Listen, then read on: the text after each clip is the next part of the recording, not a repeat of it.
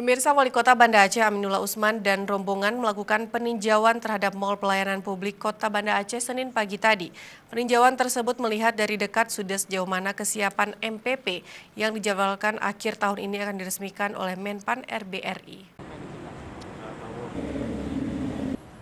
Tinggal menghitung hari, Mall Pelayanan Publik atau MPP Kota Banda Aceh dijadwalkan akan diresmikan pengoperasiannya oleh Menteri Pendayagunaan Aparatur Negara dan Reformasi Birokrasi Republik Indonesia.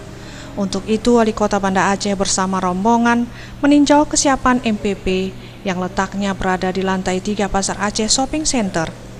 Saat melihat dari dekat ruang MPP setempat, semua konter telah disediakan semua peralatan dan fasilitas untuk memudahkan pelayanan terhadap masyarakat. Malahan untuk Dinas Penanaman Modal dan Pelayanan Terpadu Satu Pintu telah mulai melayani masyarakat dan sejumlah warga terlihat melakukan pengurusan perizinan di ruang MPP setempat. Dikatakan Wali Kota Banda Aceh Aminullah Usman, usai meninjau MPP sudah mendekati 100%. Kesiapan MPP Kota Banda Aceh, konter-konter layanan telah siap, fasilitas listrik, jaringan internet, parkir, ruang bermain anak-anak, dan musala.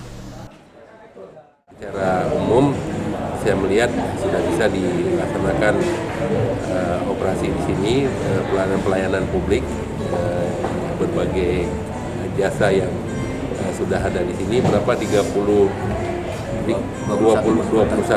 dinas, tapi pelayanannya banyak sekali jenisnya. Dinasnya 2 instansi, 21, tapi jenis pelayanan ratusan yang sudah bisa dilayani di sini. Ditambahkan Aminullah Usman, MPP Kota Banda Aceh dibuka untuk semakin meningkatkan pelayanan publik di ibu kota Provinsi Aceh, yaitu Kota Banda Aceh.